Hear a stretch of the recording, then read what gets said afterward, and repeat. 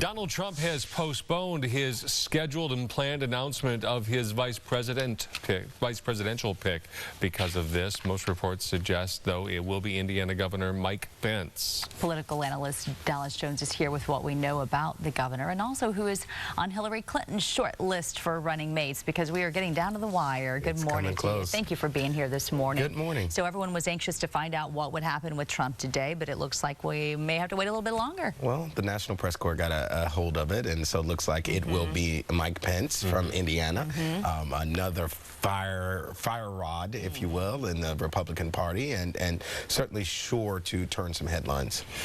Governor Pence has a history on Capitol Hill as a congressman before he went back home to Indiana to run for governor. A lot of people are seeing this as a kind of a moderating choice for Mr. Trump. Do you agree? Certainly. I mean, Governor Pence has made his own headlines within the last year. He is a much more polished politician, if you will. He's a lot more tempered in his speech, but you know, he certainly isn't short of his own headlines. You know, in the last year, Indiana's religious freedom bill, which would have allowed individuals to discriminate against same-sex couples or GLBT individuals in the state of Indiana, became a huge national headline. And so he's a conservative's conservative, but a lot more polished politician. Does it seem to you almost like Trump tried to throw everybody off with who his final pick would be? Because he came out earlier talking about the fact that it was going to be somebody who was right with him, who had sort of that bulldog attitude, so to speak. And so everyone was thinking, well, then it has to be Christie or it has to be Gingrich. Right. And it seems like he went for something different than what he was kind of hinting toward. Right, and that's the modern dialogue with Donald Trump now. He's mentioning how his convention is going to be showbiz, and you know, even late last night there were reports that even after he called Pence, that he was still saying, well, you know, I like Newt and I like Christie. Because he likes the idea of the mystery. The drama and the mystery behind it and the big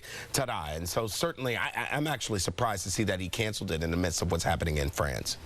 Yeah, talking to Chris Wallace from Fox News, and he expressed the same surprise that he, I mean, understanding, I guess, the sensitivities there, but surprised that he put it off as well. Obviously, the Republicans and Donald Trump running out of time to name somebody because their convention begins.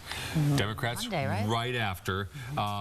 Is there anybody on Hillary Clinton's list that is standing out? Certainly. There are probably about 5 people that still should be floated around.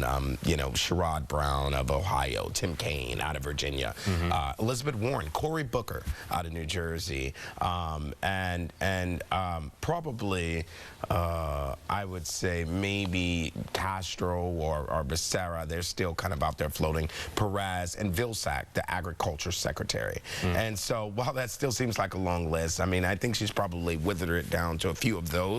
I wouldn't expect to see anybody out of that list emerge. And you don't think we'll see it anytime soon? You think it'll be like the Republicans, they'll wait till that last second and really try to figure out what the best fit's going to be? Or do you think they kind of have an idea and they'll just keep it in the quiet? If this were Vegas, I'd bet the last day of their convention, you steal the momentum coming out. We saw that in 2008. I don't know if you remember. It was the last day of the Democratic convention, and here comes, you know, John McCain. I picked Sarah Palin, right? Nobody in the country had ever heard of her, but they took the momentum right out of the convention. I would expect that. Hey, quickly before I let you go, typically with conventions, when one party's having their deal, the other party generally will sit back and let them do their deal out of deference. And it works both ways. You expect that to work this time? I think so. But, you know, I think we'll see what comes out of this convention. It's supposed to be very star-studded. Now, in terms of substance, we'll see what's said. It may prompt a response, it may not. But typically, you kind of let them have their time because you know that your time is coming next. Fair enough. Dallas Jones, thank you. The party starts on Monday. Good to see you here as always. We'll have plenty to talk about. I'll be in Ohio. That, won't we? Enjoy your trip. Safe travels. All right, here's a check of the day's